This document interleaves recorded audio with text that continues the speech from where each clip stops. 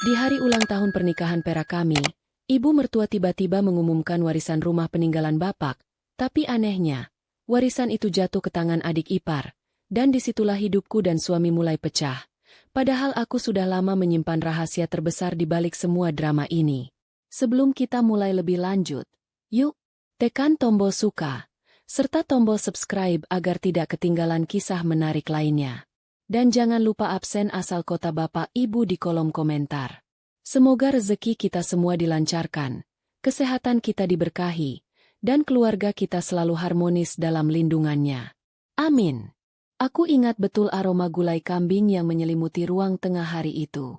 Udara di rumah Ibu Rina, mertuaku, selalu terasa hangat, seperti selimut tebal di musim hujan.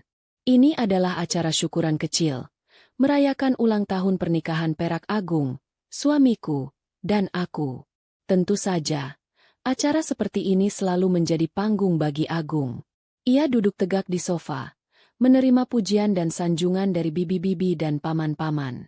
Agung memang punya pesona yang sulit ditolak, seorang putra sulung yang sukses di mata dunia. Meski di rumah ia sering lupa meletakkan kaus kakinya di tempat yang benar. Aku sendiri sibuk mondar-mandir antara dapur dan ruang tamu, memastikan semua hidangan lengkap dan tamu terlayani. Tugas seperti ini sudah mendarah daging. Aku selalu memilih berada di bayangan, membiarkan Agung bersinar. Itu caraku menjaga kedamaian, meskipun terkadang punggungku rasanya mau patah saking lelahnya. Saat melintas, aku melihat Bima, adik iparku, sedang asyik bermain catur dengan Pak Dewawan di sudut. Bima itu kebalikan Agung. Ia pendiam, pekerjaannya sederhana sebagai guru honorer, dan selalu tampak kikuk setiap kali dipuji. Tapi, mata Bima menyimpan ketenangan yang langka, seperti danau yang sangat dalam. Kami jarang bicara banyak, tapi kami berbagi banyak hal tanpa kata, terutama soal menjaga Ibu Rina. Maya, kamu ini kayak pengantin baru, masih energik banget loh. Celetuk Tante Yuni, yang kemudian menyikut suaminya. Coba lihat suami kamu, Mas. Sudah kayak karung beras. Aku tertawa kecil, tawa yang sedikit dipaksakan, lalu menyajikan sepiring besar kerupuk udang di meja. Agung menoleh, melemparkan senyum bangga padaku, seolah aku adalah trofi utamanya. Dia benar-benar menikmati perhatian itu. Saat semua orang selesai makan dan perut terasa penuh, sampai-sampai terdengar dengkuran samar dari Paman Harto, Ibu Rina berdeham, meminta perhatian. Semua mata tertuju pada beliau. Ibu Rina adalah tipe wanita Jawa sejati. Tutur katanya lembut, tapi setiap perkataannya adalah hukum. Beliau duduk di kursi kayu jati yang selalu didudukinya, didampingi oleh Agung di sisi kanan dan Bima di sisi kiri. Alhamdulillah, hari ini kita kumpul. Senang sekali melihat anak-anakku semua sehat. Ujar Ibu Rina. Suaranya terdengar sedikit bergetar, membuat perasaanku tiba-tiba tidak enak. Aku berhenti mengelap meja dan berdiri di ambang pintu dapur. Usia Agung dan Maya ini sudah seperempat abad. Bukan waktu yang sebentar. Ibu bangga dengan kalian berdua. Agung mengangguk. Dadanya membusung. Tentu saja, ia mengharapkan pujian. Mungkin juga sedikit amplop tebal sebagai hadiah tambahan. Tapi, kalimat Ibu Rina selanjutnya adalah bom waktu yang meledak tanpa peringatan. Mengingat usia ibu yang sudah tua, ibu ingin menyelesaikan urusan warisan. Lanjut beliau, matanya menatap lurus, tapi tidak ke arah Agung, melainkan ke lantai. Rumah ini, satu-satunya yang ibu punya, peninggalan almarhum bapak. Ibu putuskan akan ibu berikan dan serahkan sepenuhnya kepada Bima. Suasana mendadak dingin. Seolah pendingin ruangan dihidupkan ke suhu paling rendah. Tidak ada yang bersuara. Suara yang terdengar hanyalah gesekan kursi kayu saat Bima, yang kaget, sedikit mundur. Agung, yang duduk persis di sebelah Ibu Rina, membeku. Senyum bangga yang menghiasi wajahnya semenit lalu langsung menghilang, digantikan oleh kerutan bingung yang dalam. Aku merasakan jantungku berdetak sangat cepat. Aku tahu. Aku sudah lama tahu rencana ini, tapi mendengarnya diucapkan di depan umum, dengan cara yang begitu terbuka, tetap saja terasa menyakitkan. Aku menatap Bima. Ia menunduk, Wajahnya pucat pasi, seolah warisan itu adalah beban yang sangat berat, bukan hadiah. Maaf, Bu? Maksud Ibu bagaimana? Agung akhirnya bicara. Suaranya rendah, terlalu rendah.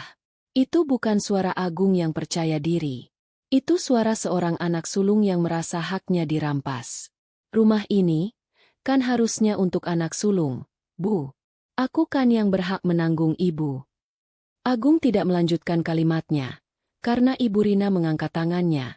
Gerakan sederhana yang menghentikan semua protes. Ibu sudah memikirkannya matang-matang. Nak, ini keputusan Ibu. Dan secepat kilat, ekspresi bingung di wajah Agung berubah menjadi amarah yang membara. Matanya menyala, menatap Bima dengan sorot mata seperti menuduh pengkhianat. Jadi, kamu ya, Bim? Kamu yang bujuk Ibu. Agung berdiri tegak. Tingginya membuat bayangan jatuh di atas Ibu Rina dan Bima. Padahal aku yang dari dulu menafkahi Ibu. Aku yang membiayai pengobatan Ibu. Agung, jaga ucapanmu. Ibu Rina memotong tajam. Ini kali pertama aku mendengar Ibu Rina menggunakan nada sekeras itu pada putranya. Aku tidak bohong, Bu. Aku anakmu yang sukses. Aku yang punya kedudukan. Apa Bima bisa mengurus rumah sebesar ini? Apa dia mampu? Dia cuma guru honorer, Bu. Suara Agung meninggi. Ia tidak peduli lagi dengan para tamu yang kini melihat ke arah mereka dengan tatapan campuran kasihan dan rasa ingin tahu. Di tengah kekacauan itu, aku melihat Tante Yuni berbisik ke suaminya sambil melirik ke arahku. Aku tahu apa yang ada di pikiran mereka. Istri Agung pasti yang jadi biang kerok. Atau Maya pasti pelit, makanya Ibu Rina kasih ke Bima. Aku sudah terbiasa menjadi sasaran bisikan. Gini loh, Bu, kalau Ibu memang mau membagi, ya dibagi 2 saja. Kenapa harus semua ke Bima? Kenapa, Bu? Agung mendesak. Atau jangan-jangan, Maya yang suruh Ibu ya? Bilang aku ini pelit, tidak perhatian. Iya kan, Bu? Saat namaku disebut, dengan tuduhan yang sama sekali tidak benar, aku merasa darahku mendidih. Aku ingin maju, menjelaskan, membela diri. Tapi, aku melihat sorot mata Ibu Rina. Beliau menggeleng pelan, memberi isyarat padaku untuk tetap diam. Aku menelan semua kata yang sudah siap kulumatkan. Aku memilih menatap Agung, membiarkan kemarahannya menguap di udara. Aku tahu dia bicara karena rasa sakit, bukan karena kebencian. Agung selalu menganggap dirinya yang terbaik, dan penolakan terbuka dari ibunya ini menghancurkan harga dirinya. Agung, sudah. Jangan membuat keributan di hari bahagia kita, kataku akhirnya, berusaha sesantai mungkin, meskipun tanganku menggenggam erat serbet dapur. Hari bahagia apa? Mei, kamu tidak lihat? Ibuku sendiri menolakku. Memberikan hakku pada adikku yang bahkan tidak bisa mengurus dirinya sendiri. Agung menunjuk Bima yang masih menunduk. Disinilah letak ironi terbesar yang membuatku ingin tertawa. Tawa yang pahit. Bima yang tidak bisa mengurus dirinya sendiri? Justru Bimalah yang selama ini menjadi tonggak diam bagi Ibu Rina. Bima yang diam-diam mengganti genteng bocor di belakang saat Agung sibuk dengan rapat direksi. Bima yang mengantar Ibu Rina ke dokter setiap 2 bulan sekali, karena Agung selalu bilang, aku ada meeting penting, aku transfer uangnya saja, ya. Aku melihat Tante Yuni mencoba menenangkan Agung. Sudah, Gung. Mungkin ada maksud lain Ibu Rina. Maksud lain apa, Tante? Maksud lain kalau Ibu lebih sayang Bima? Iya. Agung mencengkeram bahu Bima. Jawab, Bim. Kamu ngomong apa ke Ibu? Hah? Bima akhirnya mengangkat wajahnya, tapi matanya bertemu dengan mataku. Dalam pandangannya, aku melihat permohonan agar aku tetap diam. Bima tidak akan membela diri, karena ia terikat janji yang sangat rahasia. Sudah, Mas Agung, jawab Bima pelan. Suaranya nyaris berbisik.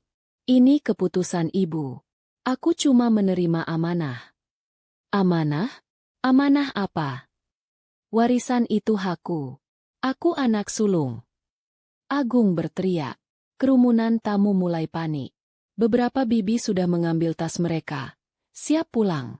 Momen jeda yang aku butuhkan datang dari sudut yang paling tidak terduga. Paman Harto, yang tadinya tertidur pulas, terbangun karena suara keras Agung. Dia mengucek mata, melihat keributan. Lalu dengan suara serak khas orang bangun tidur, dia berujar.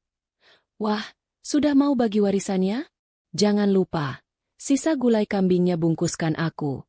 Nanti malam lapar lagi. Semua mata menatap Paman Harto. Keheningan sesaat muncul, membuat sebagian orang, termasuk aku, menahan tawa kecil. Itu cukup untuk meredakan ketegangan sepersekian detik. Ibu Rina mengambil kesempatan itu. Sudah. Ibu bilang sudah. Ibu Rina berdiri. Wajahnya lelah.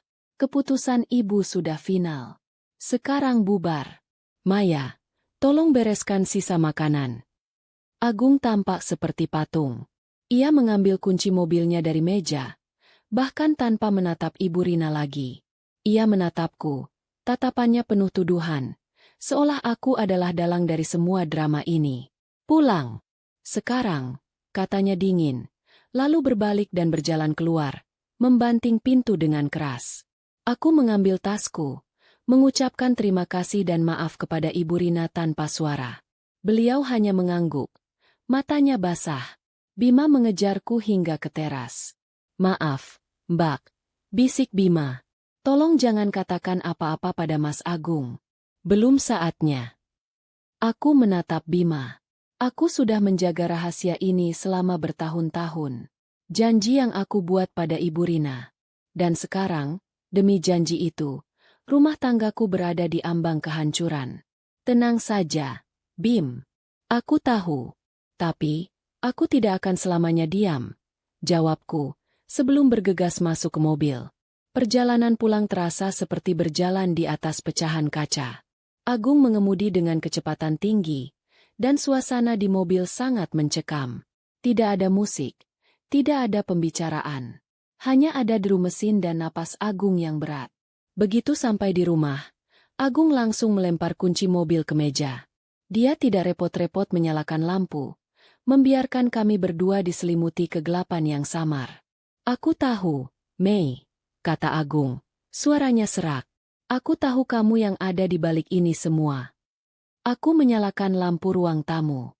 Cahaya tiba-tiba menerangi wajah Agung, yang kini tampak kelelahan dan penuh kebencian. Aku, apa maksudmu? Tanyaku pelan, berusaha menahan emosi yang siap meledak. Kamu cemburu karena ibu selalu menganggapku lebih baik dari Bima, kan? Kamu benci karena ibu selalu memujiku. Lalu kamu racuni pikiran ibu. Kamu bilang aku sombong, aku pelit. Iya, kan? Tuduhnya. Langkahnya mendekatiku. Aku tidak tahu harus tertawa atau menangis. Racun? Setelah semua pengorbanan yang kulakukan? Aku hanya bisa menatapnya. Aku tidak bilang apa-apa. Gung. Kataku, itu kebenaran. Tapi itu bukan keseluruhan kebenaran. Diamu itu jawaban. Mei, kamu pikir aku tidak tahu? Kamu dan Bima itu sudah lama dekat, kan? Kamu selalu membela dia. Kamu pasti bilang ke ibu, aku tidak layak dapat warisan karena aku. Agung berhenti sejenak, menelan ludah. Karena aku tidak pernah benar-benar ada untuk ibu. Kalimat terakhir itu benar-benar menghantamnya. Agung, di balik semua kesuksesannya, adalah anak yang haus validasi, terutama dari Ibu Rina. Dan penolakan warisan itu dianggapnya sebagai penolakan kasih sayang.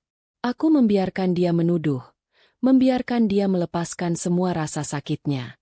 Aku tahu, jika aku mengungkapkan kebenaran sekarang, itu tidak hanya akan menghancurkan Agung, tapi juga merusak reputasi Ibu Rina. Dan aku telah berjanji untuk melindunginya. Aku berjalan ke kamar, meletakkan tasku. Aku menoleh ke belakang, melihat Agung masih berdiri di tengah ruang tamu, tampak kecil dan rapuh dalam kegelapan yang menyelimutinya. Terserah kamu mau menuduh apa, Gung, kataku tanpa ekspresi. Tapi, aku tidak pernah melakukan apapun untuk membuat ibu membencimu. Lalu, aku masuk ke kamar, menutup pintu perlahan. Aku duduk di tepi tempat tidur, mengambil ponselku. Ada pesan masuk dari Ibu Rina. Hanya satu kalimat. Terima kasih, Nak. Ibu sayang kamu. Aku menghela napas panjang. Aku menatap kalender di dinding. Aku sudah menetapkan batas waktu. Sebentar lagi, semua rahasia ini akan terungkap. Tapi, aku harus menunggu waktu yang tepat. Waktu di mana Agung siap menghadapi kenyataan pahit tentang dirinya. Dan tentang alasan kenapa warisan itu harus jatuh ke tangan Bima. Di balik pintu, ku dengar suara barang pecah. Agung masih melampiaskan amarahnya. Dan aku hanya diam, memegang rahasia keluarga ini erat-erat. Seolah itu adalah jembatan rapuh yang menghubungkan kami semua. Aku harus menjaga rahasia ini sampai saatnya tiba untuk aku menghancurkannya. Aku menutup pintu kamar. Tapi suara barang pecah di ruang tamu masih bisa kudengar. Bunyi itu bukan sekadar cangkir atau vas yang jatuh. Itu adalah bunyi harga diri Agung yang retak berkeping-keping. Aku tahu Agung sangat sensitif soal statusnya sebagai anak sulung yang berhasil. Baginya, warisan bukan sekadar aset. Warisan adalah pengakuan resmi dari ibunya bahwa ia adalah yang terbaik, yang paling disayangi, yang paling mampu. Ketika pengakuan itu diberikan pada Bima, ia merasa dicabut dari akar kehormatan. Aku duduk di tepi kasur, membiarkan tubuhku rileks sejenak setelah hari yang melelahkan. Aku bisa saja melawan. Aku punya semua kartu untuk membungkam Agung, bahkan membuatnya berlutut meminta maaf. Tapi, itu akan mengorbankan rahasia Ibu Rina. Aku sudah berjanji, dan bagi orang seperti aku, janji adalah nafas. Jadi, aku memilih diam, membiarkan badai itu berlalu, meski harus basah kuyup oleh tuduhannya. Beberapa menit berlalu. Suara di luar mereda. Keheningan yang menggantikan amarah itu jauh lebih menakutkan. Seperti jeda sebelum badai yang lebih besar datang. Aku tahu Agung akan masuk ke kamar sebentar lagi. Dan kali ini, ia tidak akan berteriak. Ia akan bicara dengan suara yang lebih menusuk. Suara seorang suami yang merasa dikhianati oleh istrinya sendiri. Pintu kamar terbuka pelan. Agung masuk tanpa menyalakan lampu. Hanya mengandalkan cahaya rembulan yang masuk lewat jendela. Ia berjalan ke lemari, mengambil baju kaos bersih, lalu duduk di kursi seberang tempat tidur. Ia tidak mandi. Ia hanya diam, memandangiku dalam kegelapan.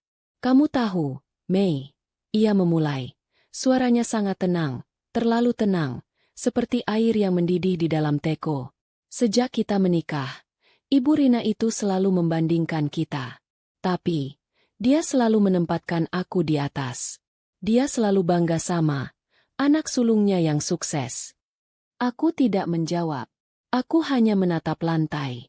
Aku tahu kamu tidak suka itu. Aku tahu kamu merasa Bima itu lebih pantas dipuji karena dia tulus, tidak sombong, katanya. Aku tahu kamu selalu membelanya setiap kali aku kritik pekerjaannya sebagai guru honorer. Napas Agung tercekat. Tapi, ini rumah, Mei. Ini peninggalan Bapak. Kenapa Ibu bisa melakukan ini padaku? Aku ingin sekali memeluknya saat itu. Aku ingin bilang, sayang, ini bukan tentang kamu. Ini tentang utang, tentang menyelamatkan masa depan Ibu Rina, tentang kesalahpahaman besar yang kamu ciptakan sendiri. Aku ingin katakan semua itu. Tapi, aku hanya bisa menggenggam tanganku sendiri, mengingat janji yang kubuat di ranjang rumah sakit belasan tahun lalu. Agung berdiri, berjalan mendekat. Ia tidak menyentuhku, hanya berdiri di depanku, membuat bayangannya menaungiku sepenuhnya.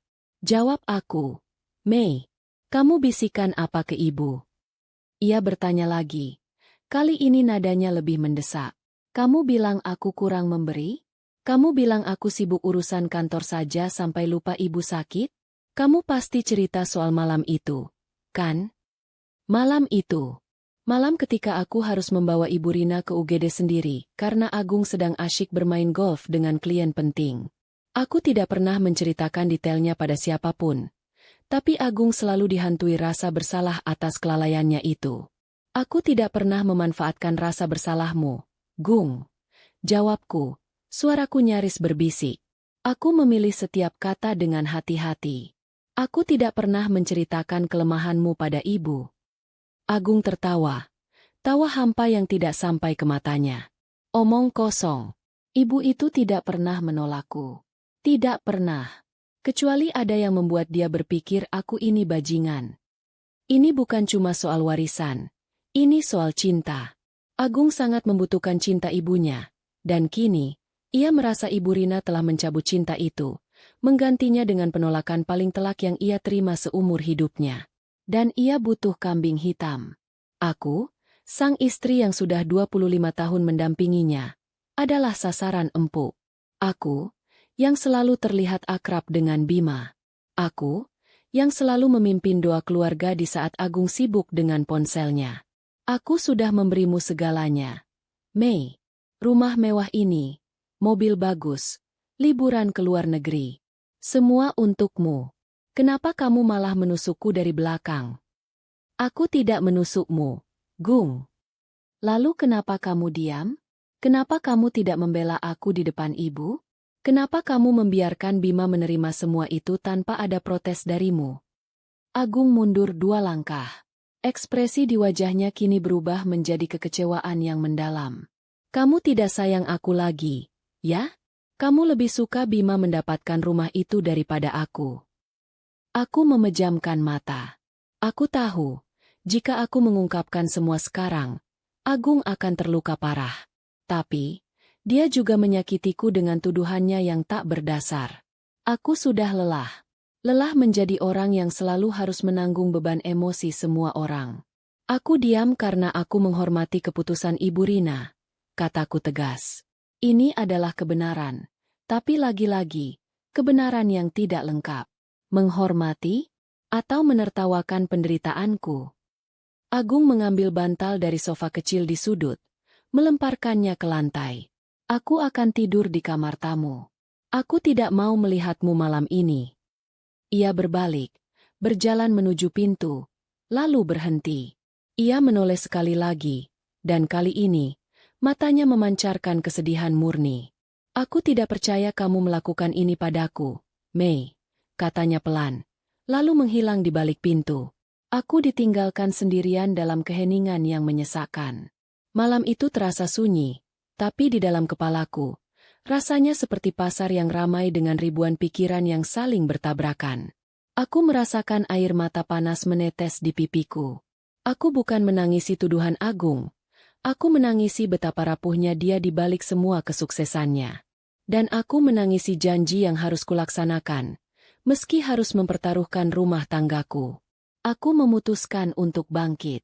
Aku menyalakan lampu kamar. Dan tiba-tiba semuanya terasa lebih jelas.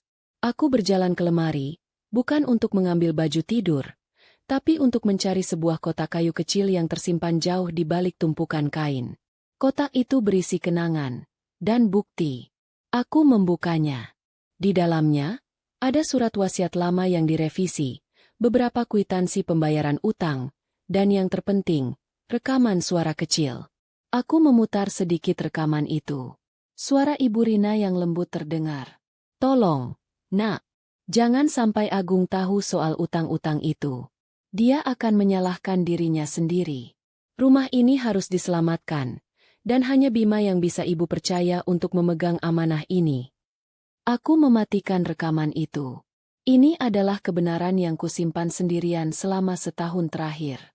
Utang besar yang ditanggung Ibu Rina ternyata adalah utang lama perusahaan Agung yang macet saat krisis moneter belasan tahun yang lalu.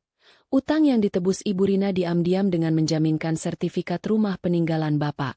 Ibu Rina menolak menjual rumah itu karena rumah itu punya arti historis bagi keluarga. Bima lah yang dipercaya Ibu Rina untuk melunasi cicilan dan mengurus balik nama, menjadikan warisan itu sebagai pengalihan, agar Agung tidak tahu betapa besar pengorbanan ibunya. Ibu Rina takut Agung depresi jika tahu. Aku memeluk kotak kayu itu. Sekarang, aku tahu persis mengapa Agung sangat marah. Ia bukan hanya kehilangan rumah, tapi ia kehilangan citra dirinya sebagai anak berbakti dan pahlawan keluarga. Ironisnya, ia adalah sumber masalah yang kini harus disembunyikan. Aku tahu, diamku malam ini akan membuat Agung semakin marah dan curiga. Tapi, Aku tidak bisa mengungkapkannya di tengah amarahnya. Aku tidak mau rahasia ini meledak di wajahnya tanpa persiapan mental. Aku harus menunggu waktu yang tepat, di mana ia tenang, dan ia bisa mendengar kebenulan itu dengan hatinya, bukan egonya. Aku meletakkan kotak itu kembali, menyelimuti diriku. Aku menatap langit-langit. Malam yang dingin, sunyi, dan penuh tuduhan ini adalah harga yang harus kubayar untuk sebuah janji. Tiba-tiba, dari kamar tamu, terdengar suara batuk keras. Batuk khas Agung jika dia sedang marah dan stres berat. Aku beranjak, berjalan menuju kamar tamu. Aku tahu, aku tidak akan tidur nyenyak jika membiarkan dia sendirian. Aku membuka pintu kamar tamu tanpa mengetuk. Agung sedang duduk di tepi ranjang, memegang segelas air. Wajahnya tampak kusut dan matanya merah. Aku tidak mau kamu di sini, Mei, katanya tanpa melihatku. Aku mengabaikannya. Aku berjalan ke laci, mengambil sebotol kecil minyak angin favorit Agung. Minyak kayu putih cap elang yang selalu dia cari jika sedang masuk angin atau stres. Ini, oleskan di pelipismu, kataku, menyodorkan minyak angin itu. Agung menepis tanganku, membuat botol kecil itu jatuh ke lantai. Aku bilang, aku tidak butuh perhatianmu. Sekarang, keluar. Aku membungkuk, mengambil botol itu. Aku membuka tutupnya, dan tanpa berkata apa-apa lagi, aku mengambil bantalnya, membalikkan sisinya yang dingin, lalu mengoleskan sedikit minyak kayu putih di sarung bantal, persis di tempat ia biasa meletakkan kepalanya. Aku tidak melihat matanya. Aku hanya melakukan apa yang harus kulakukan, seperti seorang istri yang sudah 25 tahun tahu kebiasaan suaminya. Setelah selesai, aku berbalik dan berjalan menuju pintu. Aku akan membuatkan teh hangat untukmu. Teh pahit kesukaanmu, kataku. Suaraku kembali tenang. Di ambang pintu, aku mendengar Agung bergumam. Suaranya sangat rendah. Kamu ini sebenarnya iblis atau malaikat, Mei? Aku berhenti. Aku tersenyum tipis. Aku hanya istrimu, Gung. Aku tahu kamu marah karena kamu merasa tidak dicintai ibu. Tapi, aku minta kamu tidur. Besok kita bicara, setelah kepalamu dingin. Aku menutup pintu kamar tamu. Aku berjalan ke dapur, menyalakan kompor. Aku tidak akan memaksanya minum teh itu, tapi aku akan meninggalkannya di meja. Itu adalah caraku bilang, aku tahu kamu terluka, dan aku tetap di sini. Malam itu, aku tidur sendirian di kamar utama, membiarkan rahasia itu merayap seperti bayangan di setiap sudut ruangan. Aku tahu, rahasia ini harus segera kuungkap, sebelum tuduhan Agung semakin tajam dan membuatku kehilangan kesabaranku. Fajar menyingsing, membawa cahaya yang terasa dingin. Aku terbangun sebelum Agung. Kamar di sebelah masih sunyi, yang berarti dia belum bangun, atau setidaknya masih memilih mengurung diri dalam amarahnya. Aku tidak berani mengetuk atau membawakan sarapan ke kamar tamu. Memberinya ruang adalah cara terbaik saat ini. Setelah menyiapkan bekal makan siang untuk diriku sendiri, meskipun aku tahu selera makanku pasti hilang, aku mengambil kunci mobil dan bergegas pergi. Aku tidak ingin berhadapan dengan Agung dalam kondisi kami yang masih dipenuhi ketegangan. Tujuanku pagi ini hanya satu, rumah Ibu Rina. Rumah itu sudah menjadi saksi bisu bagi banyak drama keluarga kami. Rumah peninggalan bapak yang sederhana namun kokoh, terletak di kompleks yang mulai ramai. Rumah itu menyimpan bau nostalgia, aroma kayu jati tua yang bercampur dengan wangi bunga melati yang selalu ibu tanam di halaman depan. Aku sampai di sana sebelum Bima berangkat mengajar. Bima sedang menyiram tanaman, tampak lebih tenang dibandingkan kemarin, tapi tetap ada bayangan beban di matanya. Mbak Maya, sapanya, sedikit terkejut melihatku sepagi ini. Mas Agung bagaimana? Dia marah besar. Tidur di kamar tamu, jawabku singkat, sambil turun dari mobil. Aku tidak mau bicara tentang Agung. Aku mau bicara dengan ibu. Ibu sedang di teras belakang. Beliau tidak tidur semalaman, kata Bima, nadanya khawatir. Aku berjalan melewati ruang tengah yang kemarin dipenuhi tawa dan teriakan. Kini, ruangan itu hening, seolah memendam malu atas insiden kemarin. Aku melihat kursi kayu jati tempat Ibu Rina duduk.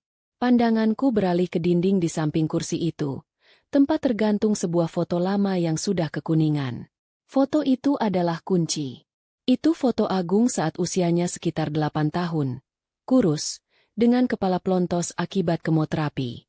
Foto itu diambil tepat 15 tahun yang lalu. Aku masih ingat saat pertama kali melihat foto itu.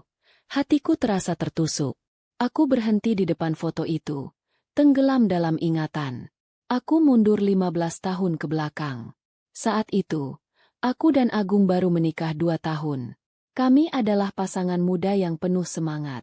Agung baru merintis perusahaan kecilnya, dan aku bekerja sebagai guru TK. Kami memang belum punya banyak uang, tapi cinta kami melimpah. Suatu sore yang cerah, Agung mengeluh sakit kepala hebat. Kami membawanya ke dokter, yang kemudian merujuknya ke rumah sakit spesialis di luar kota. Semuanya terasa seperti mimpi buruk saat dokter mengucapkan diagnosis itu. Agung mengidap penyakit yang ganas, membutuhkan serangkaian pengobatan intensif yang mahal dan segera. Dunia kami runtuh. Agung, yang selalu optimis, langsung lemas. Bagaimana, Mei? Kita tidak punya uang sebanyak itu. Lirih Agung saat itu, di kamar rumah sakit. Perusahaan Agung baru berjalan. Tabungan kami nyaris nihil. Aku melihat Ibu Rina, yang saat itu berdiri di samping Agung. Wajahnya pucat, tapi matanya memancarkan tekad baja. Jangan khawatir, nak, ujar Ibu Rina. Ibu yang akan urus semuanya. Kamu fokus sembuh. Dan Ibu Rina benar-benar mengurus semuanya. Ia menjual perhiasan emas peninggalan bapak. Ia menjual sawah kecil yang ia warisi di kampung. Tapi, itu semua tidak cukup. Pengobatan Agung menelan biaya yang luar biasa. Suatu malam, aku mendengar Ibu Rina menelepon seseorang di teras belakang. Aku tidak sengaja menguping. Iya, Pak. Saya sudah pikirkan. Tolong urus surat-suratnya. Saya jaminkan sertifikat rumah ini. Ini satu-satunya yang saya punya. Tapi, tolong, Bapak jangan pernah katakan pada Agung soal ini. Biarkan dia sembuh dulu. Dia tidak boleh tertekan. Jantungku mencelos. Ibu Rina menggadaikan rumah peninggalan bapak. Rumah yang sangat disayangi dan dijaga mati-matian, demi menyelamatkan nyawa Agung. Keesokan harinya, aku menemui Ibu Rina, yang saat itu sedang duduk sendirian di teras. Ibu, panggilku. Ibu Rina menoleh. Matanya terlihat lelah. Maya, kamu sudah bangun. Aku dengar semuanya, Bu. Soal rumah itu. Kenapa Ibu tidak bilang ke Agung? Dia pasti akan mencari jalan lain.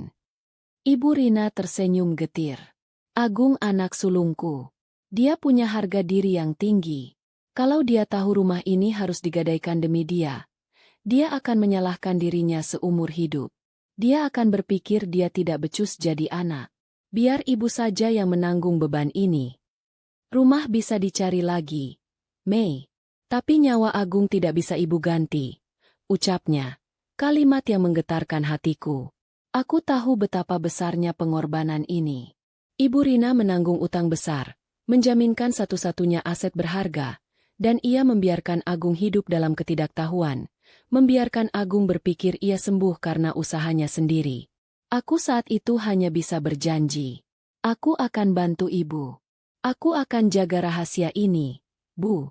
Aku janji. Sampai kapanpun, aku akan melindungimu dan Agung. Itu adalah ikatan rahasia antara Ibu Rina dan aku. Ikatan yang membuatku harus menahan diri dari menyalahkan Agung atas perilakunya di masa kini. Karena aku tahu betapa besar beban yang telah ditanggung ibunya demi hidupnya. Ingatan kembali ke masa kini. Aku masih berdiri di depan foto Agung kecil. 15 tahun telah berlalu. Agung sembuh total. Dan ia memang menjadi anak yang sukses. Ia melupakan masa sakitnya. Ia melupakan betapa tipisnya batas antara hidup dan mati saat itu. Ia hidup nyaman. Berpikir bahwa ia punya segalanya. Tapi utang itu? Utang gadai rumah itu tidak lunas secepat yang diharapkan Ibu Rina. Perusahaan yang Agung rintis, yang sempat menjanjikan, ternyata mengalami guncangan keras, tepat beberapa tahun lalu. Saat itu, Agung panik. Ia meminta Ibu Rina untuk membantunya, meminjamkan sertifikat rumah itu lagi, tanpa tahu bahwa sertifikat itu masih menjadi jaminan utang lama yang belum lunas sepenuhnya. Ibu Rina, dengan cinta buta seorang ibu, tidak tega melihat Agung terpuruk lagi. Ia kembali berkorban, menambah beban gadai di bank, kali ini untuk membantu modal Agung yang sedang goyah. Itulah rahasia lain yang kini dipegang Bima. Aku berjalan menuju teras belakang. Ibu Rina duduk di kursi rotan, memandangi kolam ikan koi dengan tatapan kosong. "Ibu," panggilku. Ibu Rina menoleh. Senyum lelah muncul di wajahnya. "Maya, sudah datang. Kenapa tidak tidur?" "Mana bisa aku tidur, Bu, setelah semua yang terjadi semalam," kataku, duduk di kursi di hadapannya. "Agung pasti marah sekali padamu," ujarnya pelan. "Dia menuduhku, Bu. Dia bilang aku yang memengaruhi ibu." Ibu Rina meraih tanganku. Genggamannya lemah namun hangat. "Maafkan ibu. Nak, ibu harus melibatkanmu dalam drama ini. Tapi, ini satu-satunya cara. Agung tidak boleh tahu bahwa rumah ini nyaris disita bank tahun lalu karena utang yang dia buat. Dia akan hancur jika tahu." "Tapi kenapa harus Bima yang menerima warisan itu, Bu? Kenapa tidak ibu yang pegang saja?" Ibu Rina menghela napas. "Bimalah yang selama ini melunasi cicilan utang itu, Mei. Sebagian besar gajinya sebagai guru honorer, ia gunakan untuk membayar bunga utang gadai rumah ini. Ibu sudah tua, tidak sanggup lagi. Dengan Bima yang menjadi pemilik resmi, dia bisa mengurus surat-surat pelunasan tanpa sepengetahuan Agung. Warisan ini adalah penyamaran. Mei, rumah ini tidak pernah benar-benar aman sampai lunas. Aku mengerti sekarang. Warisan itu bukan hadiah untuk Bima, tapi perisai bagi Agung. Warisan itu adalah mekanisme pertahanan terakhir Ibu Rina agar putranya yang sombong dan haus pengakuan itu tetap bisa hidup tanpa beban penyesalan." Tiba-tiba, Bima muncul membawa secangkir teh panas dan sepiring pisang goreng. "Mbak Maya, minum dulu. Jangan terlalu dipikirkan," kata Bima, meletakkan hidangan itu di meja. Ia tahu, pembicaraan ini selalu berat. Aku mengambil satu pisang goreng, yang masih mengepul. Aku tersenyum kecil pada Bima. "Ini nih, pahlawan yang tidak pernah mau diakui," batinku. Bima adalah penyelamat keluarga ini, tapi ia harus rela dicap sebagai anak emas yang tidak tahu diri oleh kakaknya sendiri. "Ibu, berapa lama lagi Bima harus menyembunyikan ini?"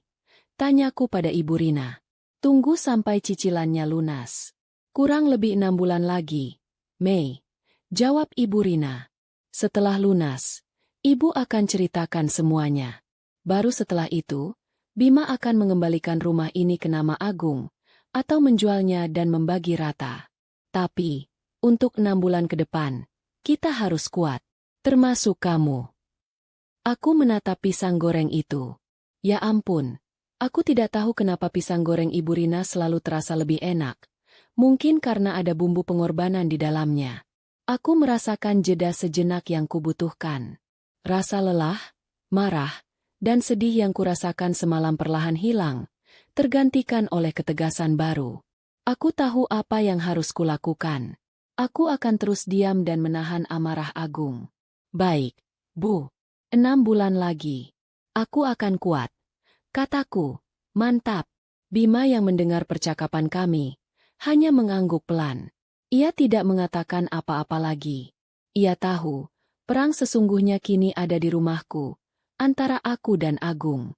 Aku menghabiskan pisang gorengku, menyesap teh Ibu Rina. Saat aku pamit pulang, aku memeluk Ibu Rina erat. Pelukan seorang anak kepada ibunya.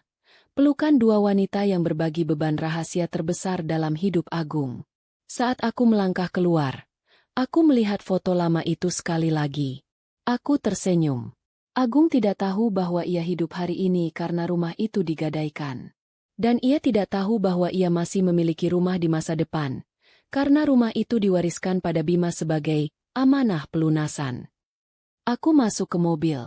Aku harus pulang, menghadapi Agung, dan memulai kembali sandiwara, istri pengkhianat, yang ia tuduhkan.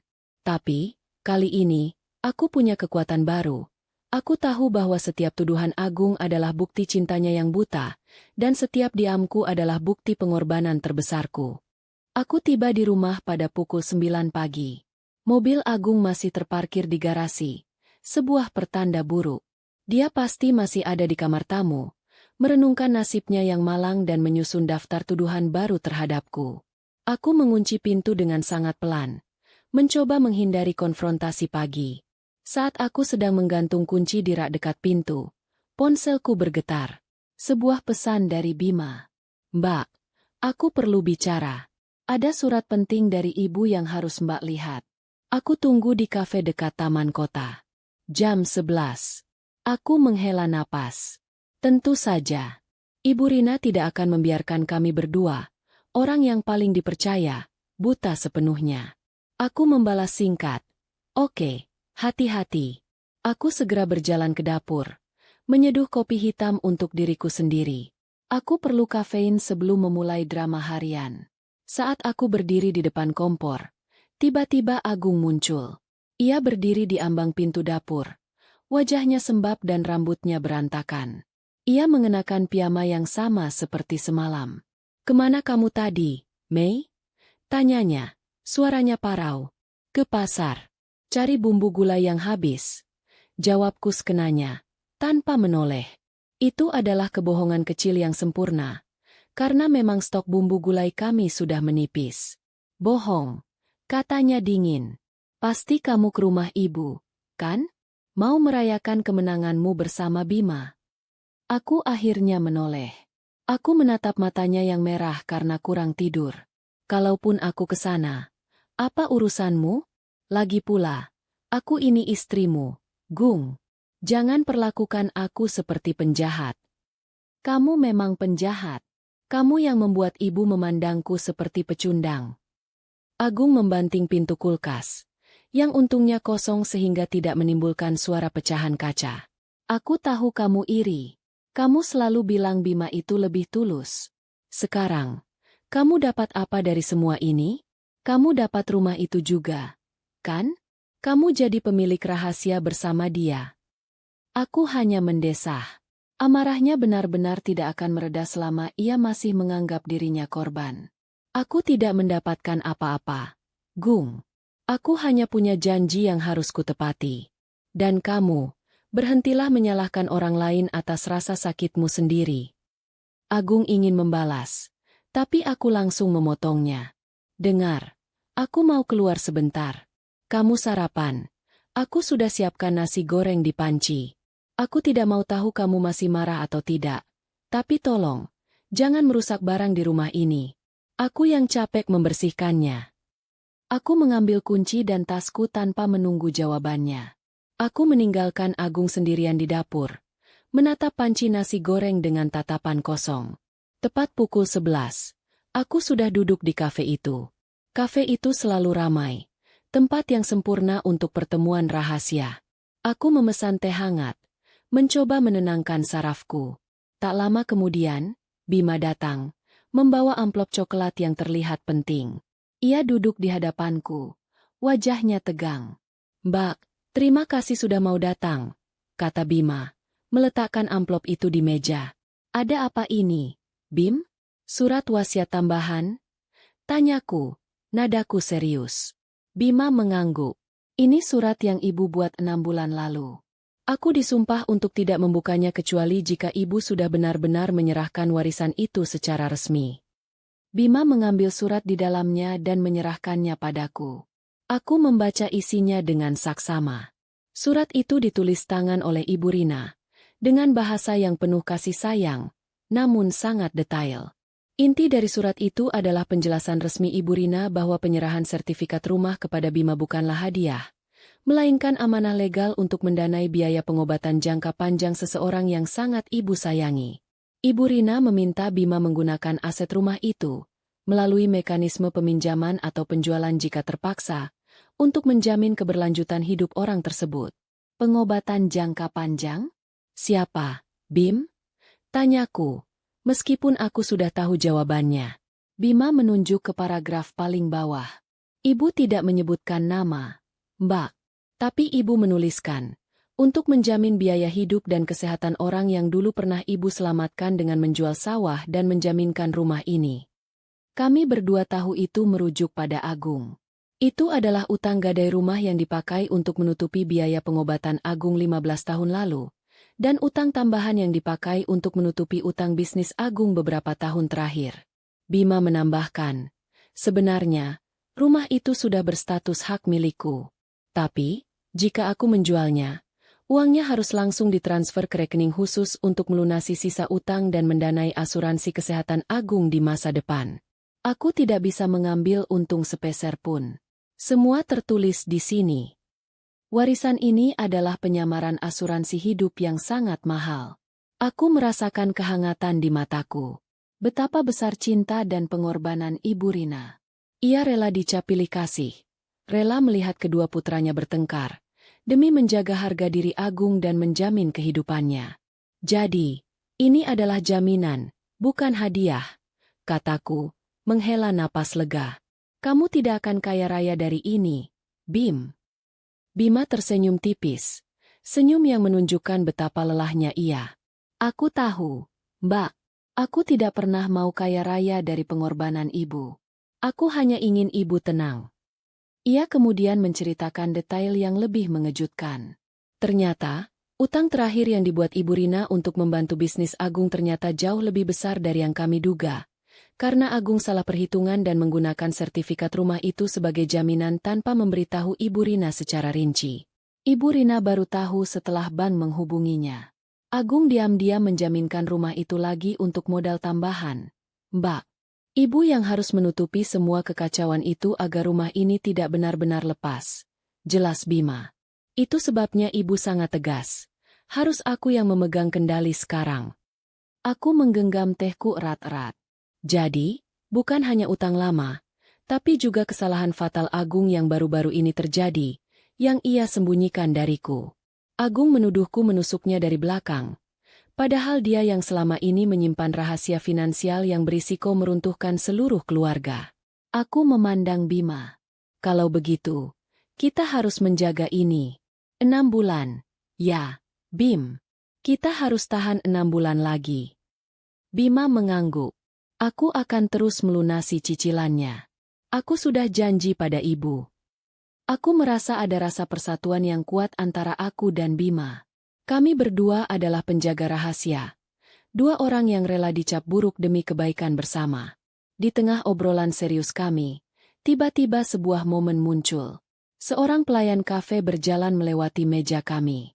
Ia membawa nampan penuh dengan piring, dan karena ia tersandung kakinya sendiri, semua piring itu hampir jatuh. Bima dengan refleks yang luar biasa, melompat dan menangkap tumpukan piring itu, menyelamatkan hampir semua kecuali 1 sendok teh yang jatuh berdentang di lantai. Bima hanya tersenyum canggung, menyerahkan piring-piring itu kembali kepada pelayan yang terkejut. Hati-hati, Mas. Nanti gajinya dipotong, kata Bima pelan. Aku tersenyum melihat kejadian itu. Aku melihat Bima, pahlawan tak terlihat.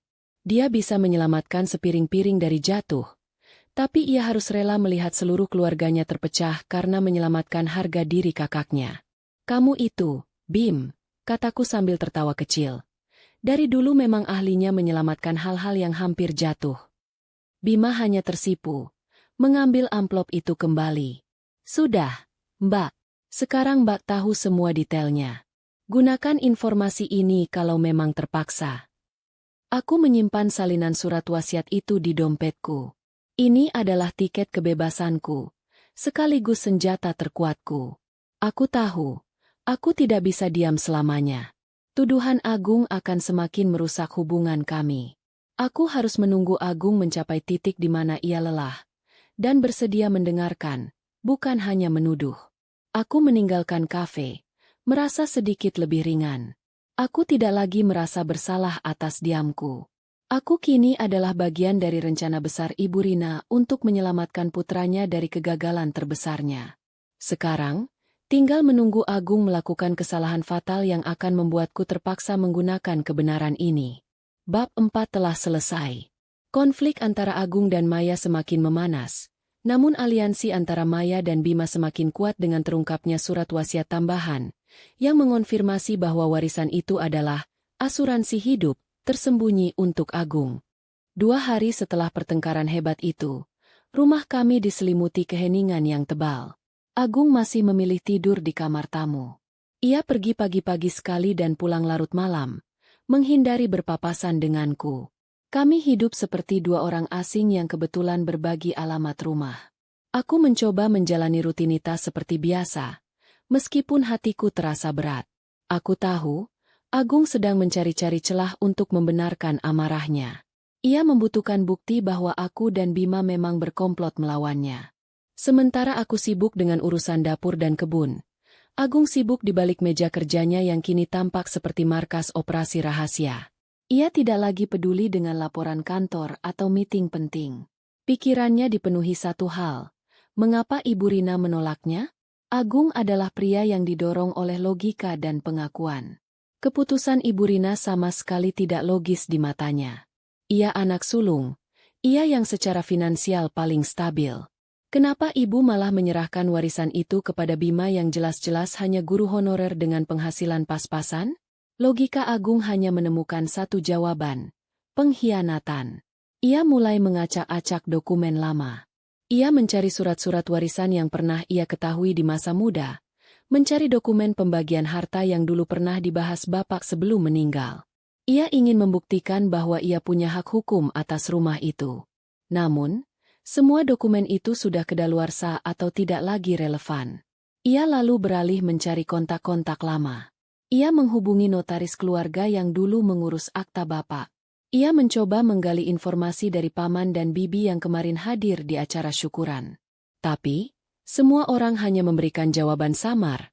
Takut terlibat dalam drama keluarga ini. Mungkin Ibu Rina punya alasan spiritual, Gung, kata Tante Yuni lewat telepon. Nadanya hati-hati. Bima kan lebih sabar, lebih religius. Jawaban seperti itu hanya membuat Agung semakin murka. Spiritual?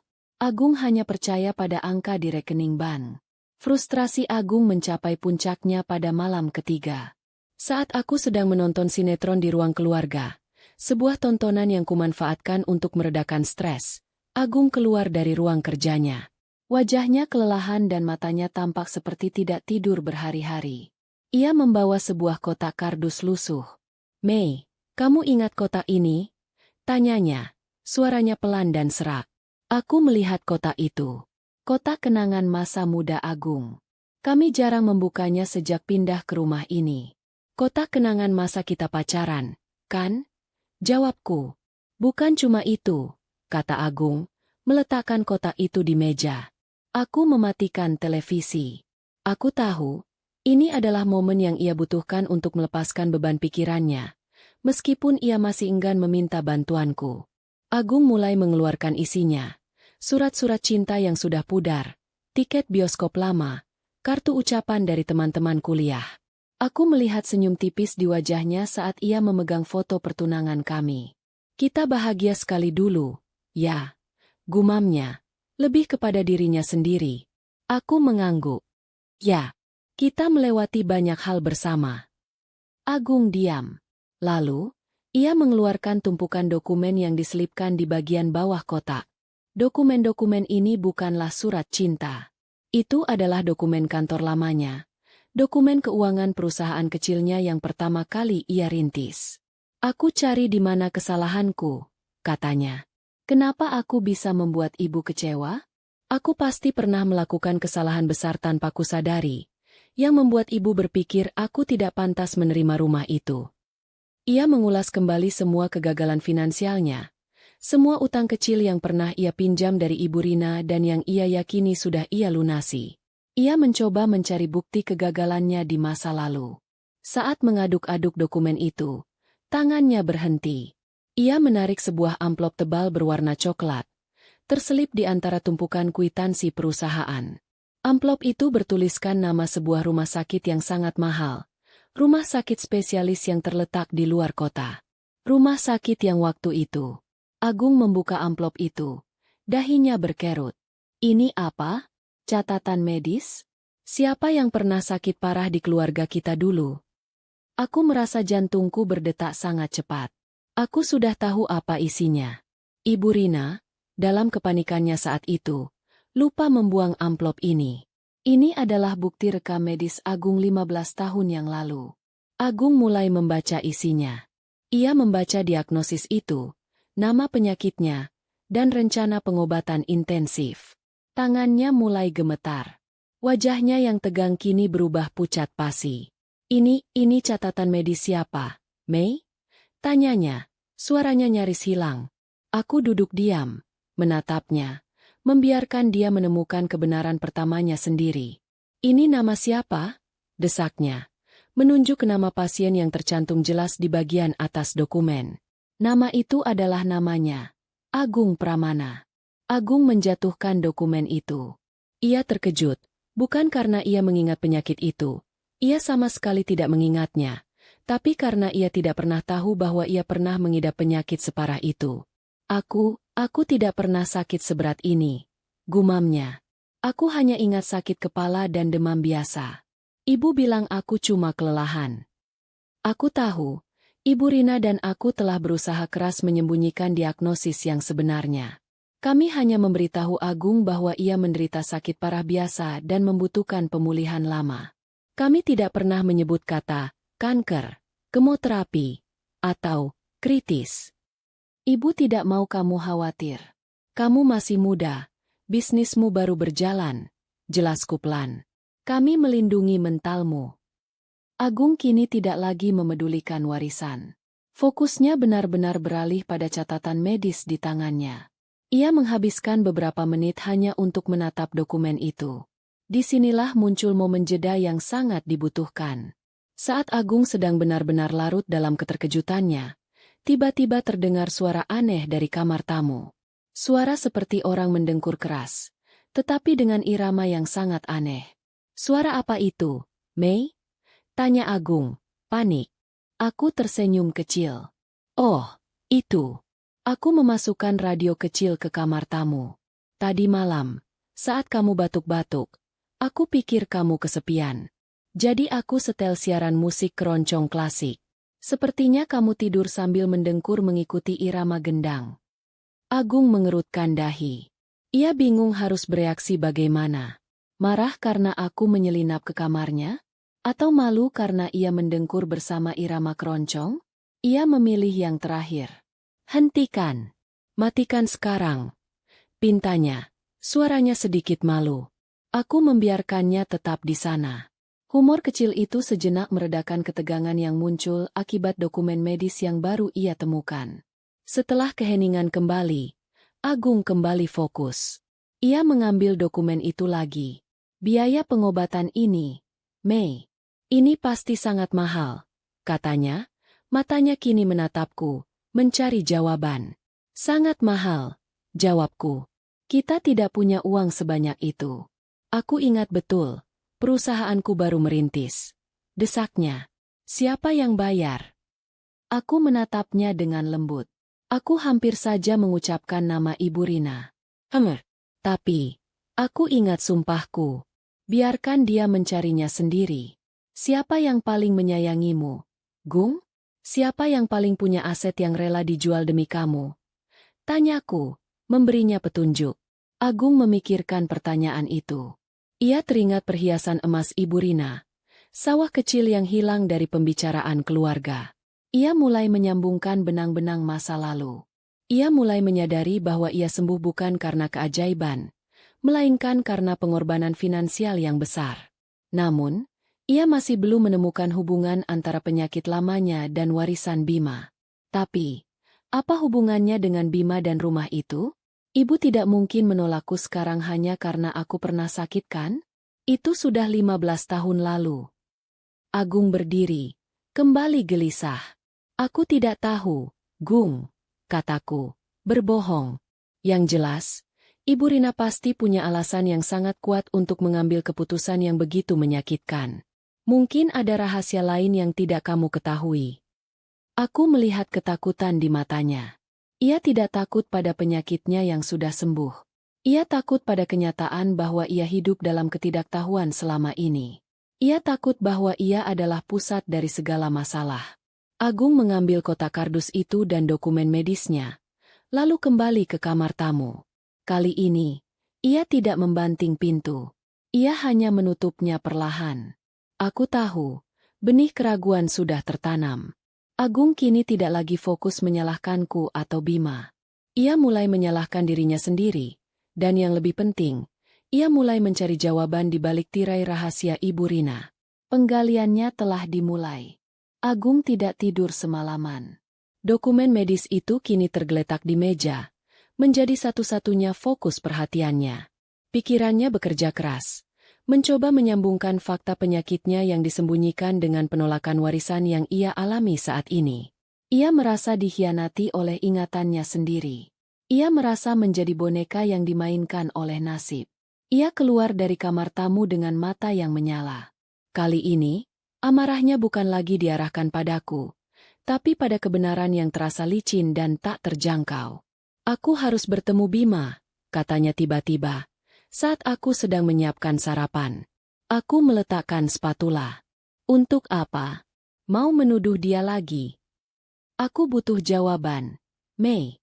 Kenapa aku disembuhkan dengan pengorbanan, lalu sekarang dihukum dengan penolakan?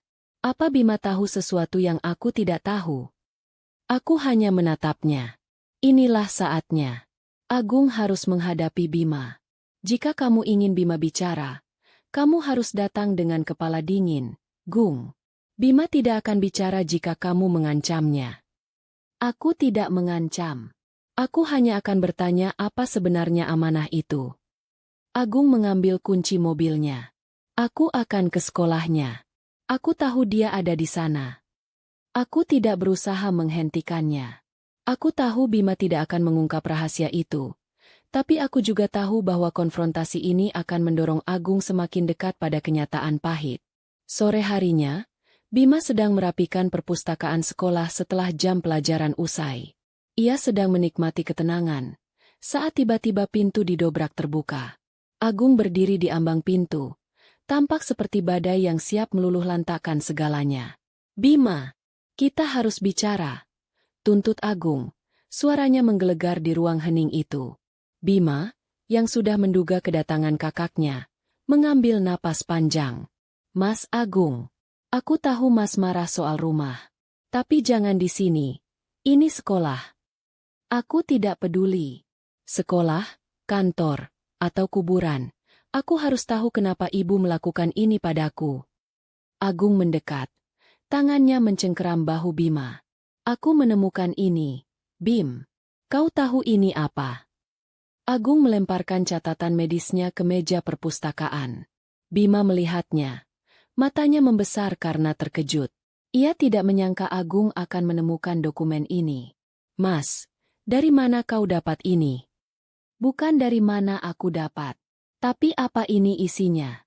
Aku pernah sakit separah ini. Dan ibu yang biayai. Dengan menjual semuanya. Aku berhutang nyawa pada ibu. Dan sekarang, ibu memberimu rumah itu. Agung berteriak. Air mata mulai menggenang di matanya. Air mata rasa sakit dan pengkhianatan. Aku sudah berkorban nyawa. Bim. Kenapa ibu tidak memberiku kesempatan untuk membalas kebaikannya? Kenapa ibu malah memberimu warisan yang seharusnya menjadi milikku, sebagai simbol bakti? Bima menunduk. Ia tidak bisa melihat wajah Agung. Ia tahu, kebenaran itu ada di ujung lidahnya. Tapi janji kepada Ibu Rina jauh lebih berat daripada amarah kakaknya. Mas Agung, Bima mencoba bicara setenang mungkin. Ibu melakukan itu karena ibu sangat sayang padamu. Soal rumah ini, aku sudah bilang, ini amanah. Amanah apa? Amanah untuk menghukumku? Amanah untuk menjamin pengobatan yang kau bilang di surat wasiat itu? Pengobatan siapa? Bim? Aku sudah sembuh total. Agung menekan Bima habis-habisan. Ia menyudutkan Bima, membuat Bima merasa sangat terdesak. Jawab. Bim, pengobatan siapa yang lebih penting daripada aku? Anak sulungnya yang berbakti. Bima mendongak. Ia melihat keputusasaan di mata kakaknya. Ia tahu, ia harus memberikan petunjuk yang cukup untuk meredakan amarah Agung, tanpa melanggar sumpah rahasianya. Mas, dengarkan aku baik-baik, kata Bima, suaranya rendah. Warisan ini bukan untukku. Ini adalah aset yang harus kujual. Jika sewaktu-waktu ada kebutuhan mendesak untuk menutupi biaya yang sangat besar, biaya yang tidak bisa diurus oleh Mas Agung sendiri. Biaya apa? Aku punya asuransi. Aku punya uang. Aku punya semuanya. Balas Agung. Tapi, Mas Agung tidak punya keikhlasan untuk mengetahui kebenaran pahit di balik semua aset itu. Ujar Bima, kalimatnya tajam, menusuk langsung ke ego Agung. Apa maksudmu? Keikhlasan. Mas, kau tahu, ada hal-hal di masa lalu yang Mas anggap sudah lunas. Padahal itu meninggalkan jejak utang yang sangat panjang. Bima memberi petunjuk paling gamblang. Ia berharap Agung akan cukup pintar untuk menyambungkan utang penyakitnya dengan utang bisnis yang juga pernah ia buat. Bima tahu ia harus menciptakan jarak antara Agung dan Ibu Rina untuk sementara waktu, agar rahasia Ibu Rina tetap aman. Jadi, ia mengarahkan panah tuduhan itu kembali ke Maya, seolah-olah Maya adalah sumber dari masalah ini. Mas, yang jelas, Ibu Rina tahu persis siapa yang bisa dia percaya. Dan jika Mas bertanya kenapa Ibu Rina lebih mempercayaiku, tanyakan pada istrimu. Dia tahu lebih banyak daripada yang dia katakan.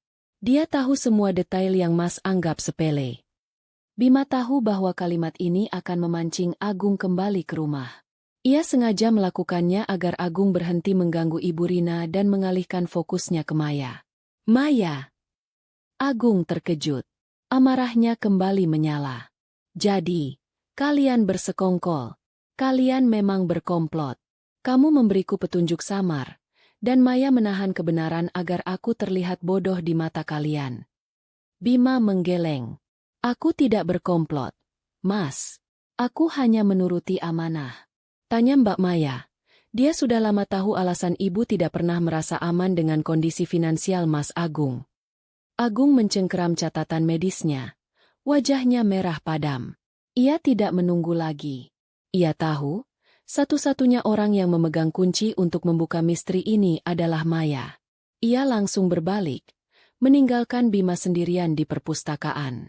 Bima tersandar ke dinding setelah Agung pergi. Ia menghela napas.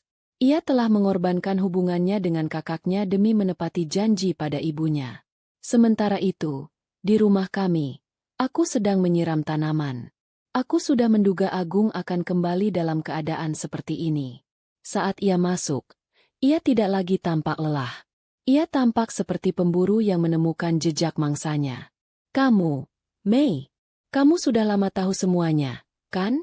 Teriak Agung, melemparkan catatan medis itu ke lantai.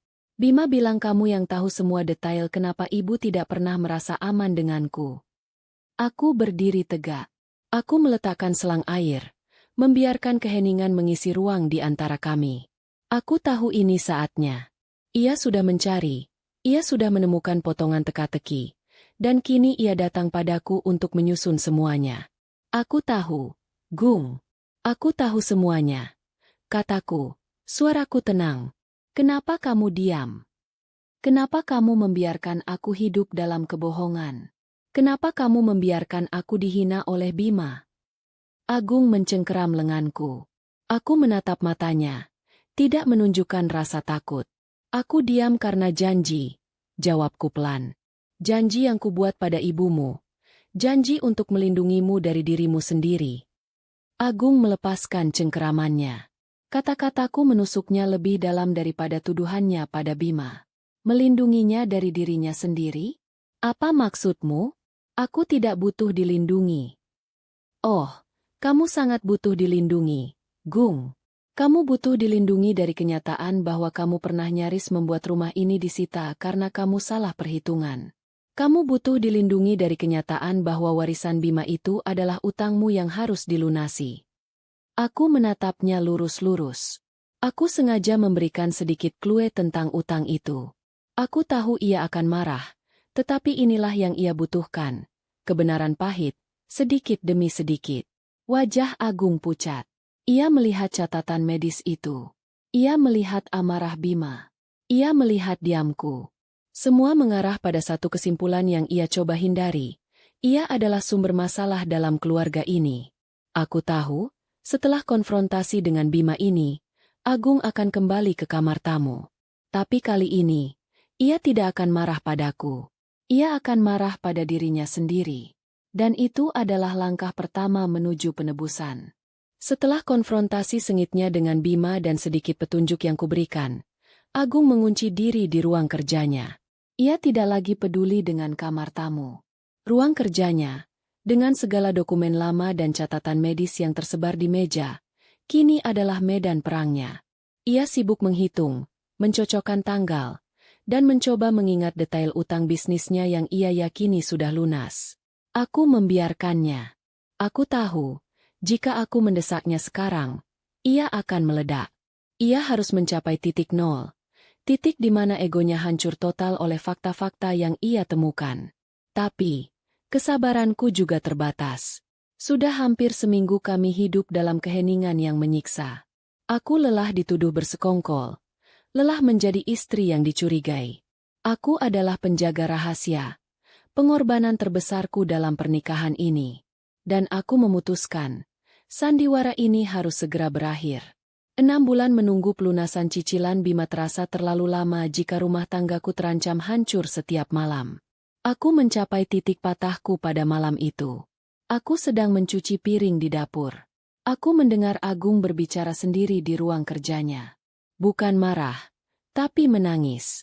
Suara isaknya teredam. Suara seorang pria dewasa yang akhirnya menyadari betapa rapuhnya dia. Aku tidak bisa mengingatnya utang itu. Kenapa aku tidak ingat? Lirihnya. Aku berhenti mencuci. Tanganku basah.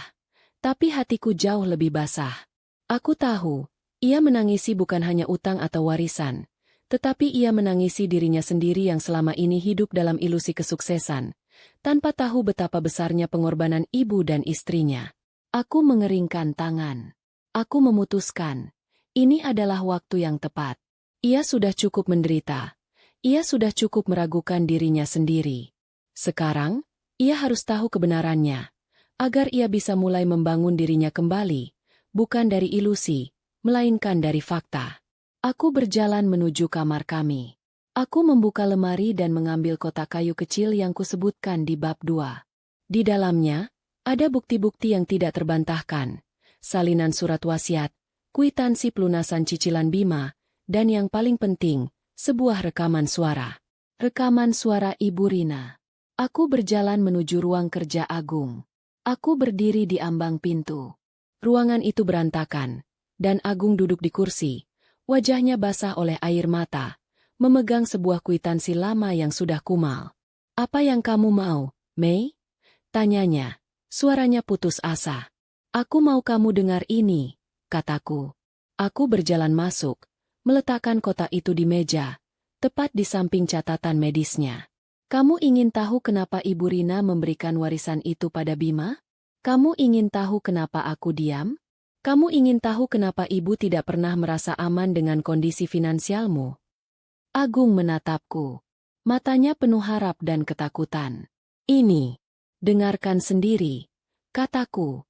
Aku mengambil alat perekam kecil dari dalam kotak. Ini adalah rekaman percakapan terakhirku dengan Ibu Rina, yang kurekam secara diam-diam beberapa minggu sebelum pengumuman warisan. Aku melakukannya bukan karena aku ingin mengkhianati Ibu Rina, tetapi sebagai pegangan terakhir jika situasi menjadi sangat buruk.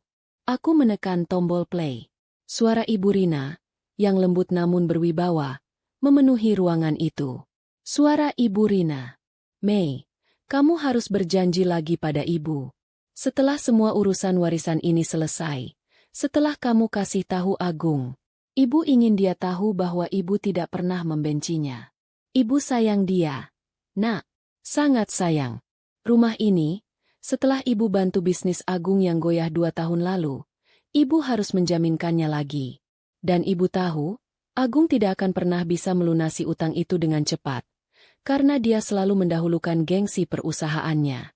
Agung bilang ia sudah melunasi semua utangnya, tapi dia hanya melunasi bunganya. Mei, pokoknya masih besar.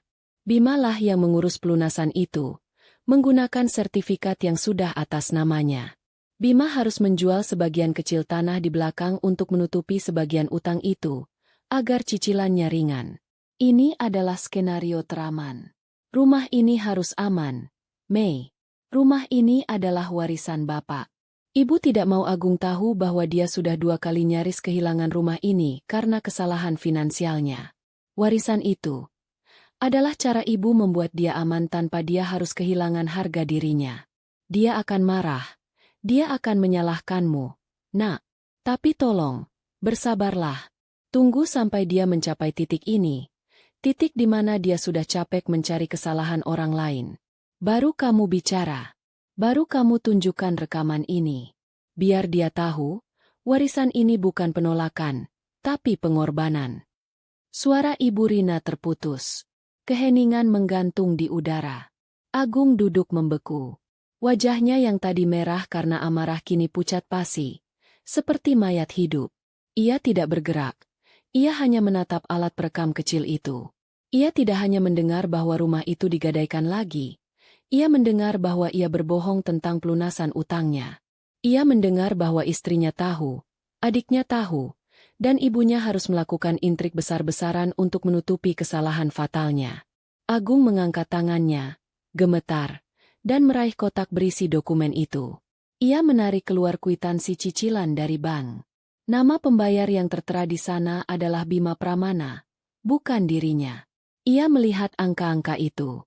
Angka yang jauh lebih besar dari yang ia bayangkan. Selama ini, ia hidup dari uang yang seharusnya digunakan Bima untuk membangun hidupnya sendiri. Aku membiarkan kebeningan itu bekerja. Aku membiarkan kebenaran itu meresap ke dalam jiwanya. Kenapa kamu melakukan ini, Mei? Tanyanya. Suaranya sangat lirih. Tidak ada lagi amarah, hanya kekosongan. Karena aku sudah berjanji pada ibumu. Karena aku mencintaimu. Gung. Aku tidak mau kamu depresi jika tahu bahwa kamu, anak yang paling dibanggakan ibumu, adalah sumber dari utang terbesar keluarga ini. Ibu Rina tidak mau kamu hancur. Aku berjalan mendekat, mengambil tempat di sampingnya. Aku menyentuh bahunya. Bahu yang biasanya terasa kokoh kini terasa ringkih. Ibumu tidak menolakmu, Gung. Ibumu melindungi kamu dengan segala cara, sampai dia harus rela membuatmu membenci dia sebentar, kataku. Agung perlahan berbalik, memelukku erat-erat. Pelukan yang berbeda dari biasanya. Ini adalah pelukan seorang pria yang sangat terluka, yang baru saja kehilangan segalanya, termasuk keyakinan pada dirinya sendiri. Aku tidak tahu, katanya. Suaranya tercekat. Aku menuduhmu, Mei. Aku menuduh Bima. Aku menghina ibu. Sudah, Gung. Ibu sudah menduganya, kataku, mengusap punggungnya. Sekarang, kamu tahu yang sebenarnya. Warisan itu adalah utangmu yang harus Bima lunasi. Rumah itu adalah nyawamu yang harus Bima selamatkan. Aku tahu, keputusanku untuk melanggar janji dengan Ibu Rina dan mengungkap rekaman itu adalah risiko besar. Tapi, ini adalah satu-satunya cara untuk menyelamatkan Agung dari kehancuran mental yang lebih besar, dan yang paling penting, menyelamatkan rumah tangga kami. Aku menatap jam. Masih ada satu hal terakhir yang harus dilakukan. Besok, kataku, memegang wajahnya. Kita temui Ibu Rina. Kamu harus mendengar langsung dari beliau. Kamu harus meminta maaf. Sudah cukup kita semua hidup dalam rahasia ini. Agung mengangguk. Tanpa bicara. Air matanya terus mengalir. Ia sudah mencapai titik patah. Titik di mana ia tidak lagi melihat dirinya sebagai seorang direktur sukses, tetapi hanya sebagai seorang anak yang sangat dicintai oleh ibunya, dan seorang suami yang sangat dilindungi oleh istrinya. Pagi hari itu, suasana di mobil terasa berbeda. Agung mengemudi dengan kecepatan normal, tanpa ledakan emosi atau keheningan yang mencekam. Ia hanya diam, memegang setir erat-erat, wajahnya tampak kosong, seperti kanvas yang baru saja terhapus. Aku duduk di sebelahnya, memegang tas tangan yang berisi alat perekam suara Ibu Rina. Aku takut, Mei, bisiknya, saat kami hampir sampai di rumah Ibu Rina. Takut pada apa, Gung? Tanyaku lembut. Takut pada apa yang akan ibu katakan. Takut kalau ibu benar-benar kecewa padaku karena aku sudah 2 kali membuat masalah finansial besar. Dan aku tidak pernah tahu. Ibu tidak pernah kecewa padamu, Gung. Ibu hanya ingin kamu aman. Ayo, kataku, menguatkannya. Kami tiba di rumah Ibu Rina. Aku sudah memberitahu Bima tentang rencana pertemuan ini. Bima menyambut kami di teras. Ia dan Agung saling tatap. Tatapan yang kini tidak lagi dipenuhi amarah, tetapi rasa canggung dan penyesalan yang mendalam dari pihak Agung. Mas Agung, sapa Bima. Nadanya ramah. Agung hanya mengangguk pelan. Maaf, Bim. Soal kemarin, soal semua tuduhanku. Sudah, Mas. Aku mengerti. Maslah, ibu sudah menunggu. Potong Bima. Ia tahu permintaan maaf yang sesungguhnya harus ditujukan pada Ibu Rina. Kami masuk. Ibu Rina duduk di kursi kayu jati yang sama, di tempat ia mengumumkan penyerahan warisan itu. Beliau tampak lebih tua, lebih rapuh, seolah beban rahasia itu telah menguras energinya. Agung berjalan ke hadapan Ibu Rina. Ia tidak duduk, ia berdiri tegak, tapi bahunya lunglai. Ibu Rina menatapnya, matanya berkaca-kaca. Agung, anakku, ujar Ibu Rina. Suaranya bergetar. Ibu. Agung tidak bisa melanjutkan kalimatnya. Air mata yang ia tahan sejak semalam tumpah ruah. Ia berlutut di hadapan ibunya, memeluk kaki Ibu Rina. Ini adalah kali pertama dalam puluhan tahun Agung menunjukkan kelemahan dan kepolosan seorang anak kecil di depan ibunya. Maafkan aku, Bu. Maafkan aku. Aku sudah menuduh ibu, menuduh Maya, menuduh Bima. Aku bodoh, Bu. Aku sombong. Aku pikir aku sudah melakukan yang terbaik untuk keluarga. Tapi ternyata aku yang membuat ibu menderita. Isaknya keras. Ibu Rina meletakkan tangannya di kepala Agung, mengusapnya dengan penuh kasih sayang. Bangun, Nak. Jangan begini. Ibu tidak pernah marah padamu. Agung bangkit. Duduk di sofa di sebelah ibunya. Aku duduk di seberangnya.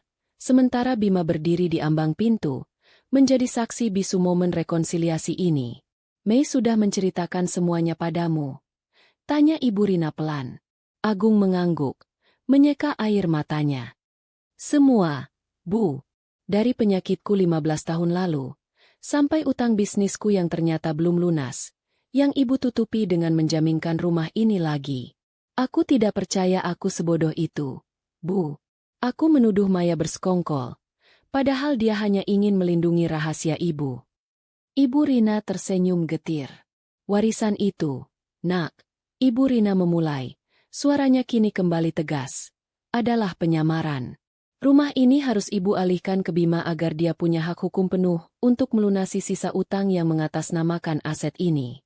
Kalau tetap atas nama kamu akan tahu semua detail utangnya, dan kamu akan jatuh. Ibu tidak mau itu terjadi. Jadi, rumah ini adalah perisai, bukan penolakan, kata Agung, akhirnya memahami makna sesungguhnya dari warisan tersebut. Ya, Nak, perisai yang dijaga oleh Bima. Bima yang diam-diam menjual tanah kecil di belakang rumah untuk menutupi sebagian utang itu, agar cicilannya ringan. Bimalah yang setiap bulan memastikan bank tidak mengirim surat penyitaan ke alamat ini. Agung menoleh ke arah Bima. Matanya dipenuhi rasa bersalah dan hormat yang luar biasa. Bim, kenapa kamu tidak pernah bilang? Aku sudah janji pada ibu, Mas. Jawab Bima tenang. Aku tidak mau membuat Mas Agung tertekan. Aku tahu, harga diri Mas Agung jauh lebih berharga daripada rumah ini. Agung menunduk lagi. Ia kini melihat dirinya sendiri dengan lensa yang benar. Bukan pahlawan keluarga, melainkan penerima pengorbanan yang paling besar. Tiba-tiba, ada suara tawa yang memecah suasana. Tawa itu berasal dari luar, dari Paman Harto yang kebetulan lewat. Wah, sudah damai ya? Baguslah. Saya lihat gulai kambingnya masih ada. Ya? Boleh saya bungkus lagi, Bu Rina? Mendengar Paman Harto yang selalu muncul di saat-saat paling tidak terduga, Agung tertawa kecil. Tawa yang tulus, meski masih diselimuti air mata. Itu adalah tawa lega, tawa pelepasan. Ibu Rina ikut tersenyum. Momen kecil itu memberi jeda. Aku mengambil tas dan mengeluarkan alat perekam. Aku menyerahkannya kepada Ibu Rina. Ibu, aku harus melanggar janji dengan Ibu untuk mengungkap rekaman ini. Maaf, kataku. Ibu Rina mengambil perekam itu. Menatapku lembut. Tidak apa-apa. Nak, kamu tahu kapan waktu yang tepat. Kamu sudah menyelamatkan Agung dari kebodohannya sendiri. Agung memegang tanganku erat-erat. Ia tahu, aku yang mengambil risiko terbesar, mempertaruhkan pernikahanku demi janji pada Ibu Rina. Terima kasih, Mei, bisiknya. Kata-kata itu jauh lebih berharga daripada rumah manapun. Ibu Rina kemudian mengambil surat wasiat yang ada di tangannya. Rumah ini, Nak, katanya, menatap Agung dan Bima bergantian, akan tetap atas nama Bima sampai semua urusan utang ini benar-benar selesai. Biarkan Bima mengurusnya. Ini adalah amanah terakhir Ibu. Tapi setelah itu, Bima, kamu bebas. Jual rumah ini, dan bagi rata uangnya untuk kamu dan Agung. Atau, kembalikan ke nama Agung jika kalian setuju. Tidak, Bu, kata Agung cepat. Rumah ini seharusnya tetap jadi milik Bima. Dialah yang menyelamatkan rumah ini. Warisan yang sesungguhnya itu adalah nyawaku yang Ibu selamatkan.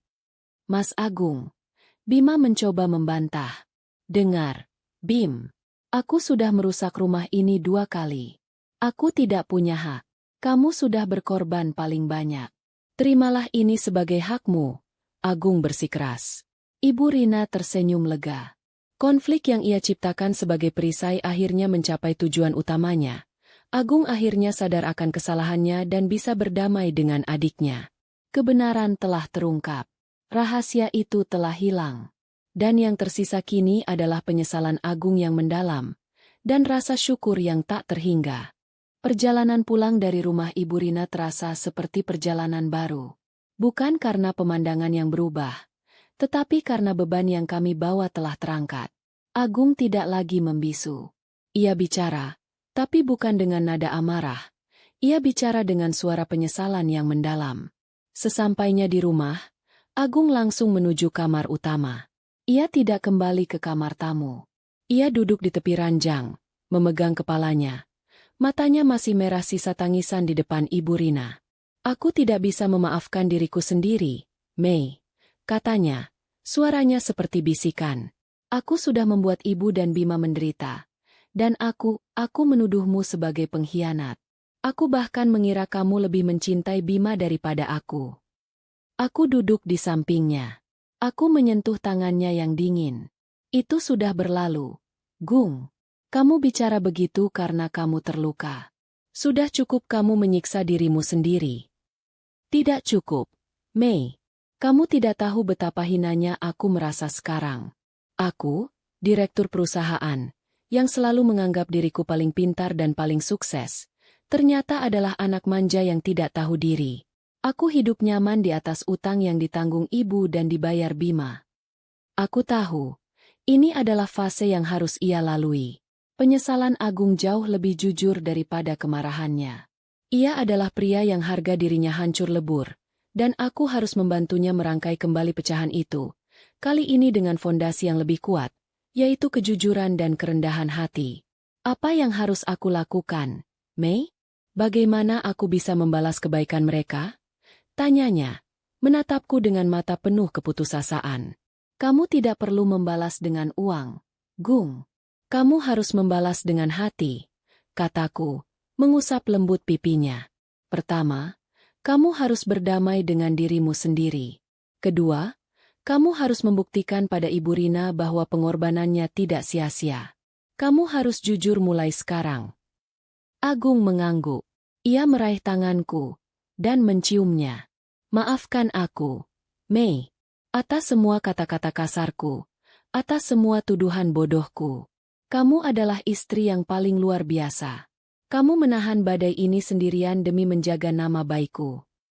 Aku memaafkanmu, Gung. Aku tidak pernah marah. Aku hanya menunggu waktu yang tepat. Jawabku.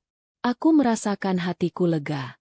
Badai besar itu telah berlalu, dan perahu rumah tangga kami, meski sempat oleng, kini berlayar kembali.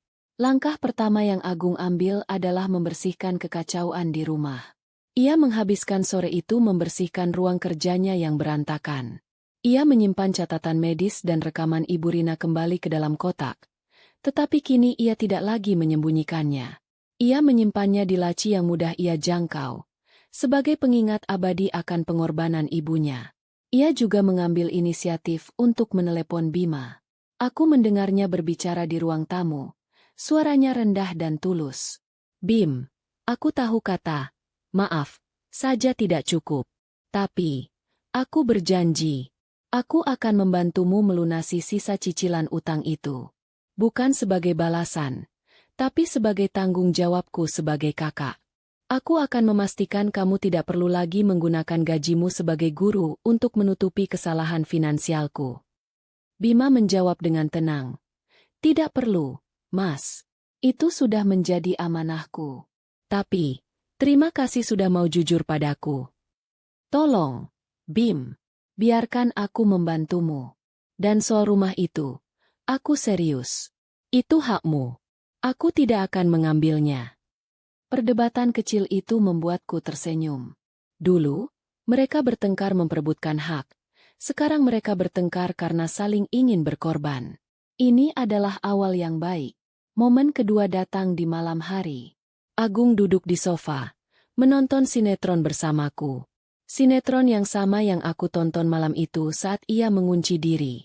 Tiba-tiba, ia menoleh ke arahku. "Mei, besok kita buat voice note untuk Ibu Rina." "Ya." "Untuk apa?" "Aku mau merekam permintaan maafku yang paling tulus. Aku mau berjanji pada ibu. Aku akan menjadi suami yang lebih baik untukmu. Dan aku akan menjadi anak yang lebih jujur. Aku tidak mau ibu terbebani lagi. Aku ingin ibu tahu, aku sudah dewasa. Aku sudah siap tahu kebenaran, seburuk apapun itu." Aku mengangguk. Haru. Itu adalah ide yang sangat bagus. Sebuah janji yang direkam adalah janji yang mengikat. "Tentu, Gung. Kita rekam besok," kataku. Aku melihat Agung di sampingku. Ia terlihat lelah, tapi kini ia diselimuti kedamaian. Ia tidak lagi berusaha menjadi Chief Executive Officer, CEO, yang sempurna. Ia kembali menjadi Agungku, suamiku yang rentan namun jujur. Aku memeluknya. "Terima kasih, Gung, sudah mau mendengarkan hatimu." Ia membalas pelukanku erat-erat. Malam itu, kami tidur di kamar yang sama lagi. Tidak ada lagi perpisahan. Tidak ada lagi tuduhan. Yang ada hanyalah kehangatan dari dua orang yang kembali menemukan satu sama lain setelah badai. Aku tahu, perjalanan kami belum selesai. Memperbaiki hubungan dengan Ibu Rina dan Bima butuh waktu, dan melunasi utang itu butuh usaha. Tapi, fondasinya sudah ada. Agung sudah menerima bahwa ia bukanlah korban penolakan, melainkan penerima pengorbanan yang luar biasa. 6 bulan berlalu. Rumah tangga kami berubah total. Agung benar-benar menepati janjinya. Ia tidak hanya membantu Bima melunasi sisa cicilan utang rumah itu, tetapi ia juga bersikeras memberikan sejumlah dana tabungannya kepada Bima, sebagai pengganti uang hasil penjualan tanah kecil yang digunakan Bima untuk menutupi utang lama. Bima, meskipun awalnya menolak, akhirnya menerima. Bukan sebagai hadiah, melainkan sebagai ganti rugi atas pengorbanan finansial yang telah ia tanggung selama bertahun-tahun. Hubungan kedua kakak beradik itu kini dipenuhi rasa hormat yang mendalam, bukan lagi persaingan. Agung mulai menghargai ketulusan Bima, dan Bima mulai menghargai tanggung jawab Agung. Rumah Ibu Rina, rumah peninggalan bapak, akhirnya lunas sepenuhnya. Sertifikat itu kini bersih dari segala beban utang, berkat perjuangan tersembunyi Ibu Rina, Bima, dan akhirnya, Agung. Sesuai janji, Bima menyelenggarakan pertemuan kecil di rumah Ibu Rina. Hanya ada kami berempat. Ibu Rina, Agung, Bima, dan aku. Ibu Rina terlihat lebih sehat. Senyumnya kini benar-benar tulus dan bebas dari beban. "Anak-anakku," kata Ibu Rina, meletakkan sertifikat rumah yang sudah bersih di meja. Warisan ini sudah selesai. Ibu sudah mengembalikan warisan ini kepada kalian, tanpa beban. Ibu Rina menatap Bima. Bima, sesuai kesepakatan, rumah ini sudah atas namamu. Sekarang, bagaimana keputusanmu? Bima mengambil sertifikat itu. Ia memandang rumah itu, tempat kenangan masa kecilnya, tempat ia diam-diam menanggung beban utang kakaknya. Aku tidak akan mengambil rumah ini, Bu. Kata Bima. Mantap. Rumah ini adalah tempat Mas Agung tumbuh. Mas Agung butuh tempat untuk berdamai dengan masa lalunya. Aku sudah mendapatkan warisan yang lebih berharga. Uang tabunganku kembali, dan aku mendapatkan kembali kehormatanku di mata Mas Agung. Bima mendorong sertifikat itu ke hadapan Agung. Mas Agung, ambillah. Aku akan mengurus surat balik namanya ke nama Mas. Aku tidak mau hadiah dari utang yang Mas buat, kata Bima, tersenyum. Agung menatap sertifikat itu. Ia tidak lagi melihatnya sebagai simbol kekayaan atau harga diri. Ia melihatnya sebagai monumen pengorbanan. Tidak, Bim. Aku tidak mau rumah ini, kata Agung. Rumah ini seharusnya tetap jadi milikmu. Kamu yang menyelamatkannya. Kamu yang pantas mendapatkannya. Aku tidak mau mengulang kesalahan yang sama dengan mengambil aset yang tidak layak aku miliki. Agung dan Bima saling berebut untuk tidak menerima warisan. Melihat pertengkaran kecil itu, Ibu Rina tertawa. Tawa yang lepas dan bahagia. Sudah, cukup, kata Ibu Rina, menengahi. Kalian ini, dulu bertengkar karena uang, sekarang bertengkar karena kebaikan. Jadi begini saja. Ibu Rina mengambil sertifikat itu kembali, lalu menyerahkannya padaku. Maya, kamu yang pegang, putus Ibu Rina. Kamu yang paling jujur dan paling bertanggung jawab. Balik nama rumah ini. Jadikan atas nama kamu dan Agung. Anggap ini sebagai warisan yang menyatukan kalian kembali. Kalian berdua harus menjaganya bersama. Agung dan Bima tidak bisa membantah lagi. Keputusan Ibu Rina adalah keputusan yang paling bijaksana. Aku menerima sertifikat itu, merasa terharu. Aku tahu, warisan ini adalah hadiah terbesarku. Bukan karena nilainya, tetapi karena warisan ini adalah bukti nyata bahwa aku berhasil menjaga janjiku, dan aku berhasil menyelamatkan rumah tanggaku. Saat kami pamit pulang, Agung memeluk Ibu Rina erat. Bu, aku tidak akan pernah lupa pengorbanan Ibu, katanya. Terima kasih sudah memilih melindungi harga diriku. Meskipun itu berarti Ibu harus menyakiti perasaanku. Seorang ibu akan selalu melindungi anaknya. Nak, jawab Ibu Rina. Kamu sudah mendapatkan pelajaran berharga. Agung, jadilah suami dan anak yang jujur mulai sekarang. Dalam perjalanan pulang, aku menatap Agung. Ia tampak jauh lebih muda, tidak lagi dibebani oleh citra kesuksesan yang harus ia jaga. Aku menyesal, Mei, katanya. Aku menyesal karena aku menyia-nyiakan 25 tahun pernikahan kita hanya untuk mencari pengakuan di mata orang lain. Aku butuh ibu menolakku agar aku sadar. Warisan itu memang memecah rumah tangga kita sebentar. Gung, kataku, tersenyum. Tapi, warisan itu jugalah yang menyelamatkan rumah tangga kita selamanya. Aku tahu, Agung belajar sesuatu yang sangat penting. Ia belajar bahwa warisan sejati bukanlah rumah, tanah, atau uang. Warisan sejati adalah kesempatan kedua, yaitu membangun kembali kepercayaan di dalam rumah tangga, menghargai pengorbanan yang tidak terlihat, dan memiliki keberanian untuk mengakui kelemahan. Rumah kami memang tidak lagi terpecah. Justru, fondasinya kini jauh lebih kuat. Warisan itu akan menjadi cerita turun-temurun, bukan tentang rumah yang diperebutkan, melainkan tentang pengorbanan seorang ibu, ketulusan seorang adik, dan penebusan seorang suami. Aku melihat Agung di sampingku. Ia tersenyum, senyum yang sudah lama tidak kulihat. Senyum tanpa beban. Aku sudah membatalkan rencana balik nama warisan itu. Aku akan membiarkan rumah itu atas namamu, kata Agung. Kamu yang pantas menerimanya, Mei. Aku akan menerimanya, Gung. Tapi kita akan menjaganya berdua, kataku, menggenggam tangannya. Kami pulang, membawa sertifikat yang bersih, dan hati yang sudah bersih pula. Cerita tentang warisan yang memecah rumah tangga ini telah selesai, digantikan oleh kisah tentang keluarga yang menemukan kembali cinta sejati di balik tumpukan utang dan rahasia lama.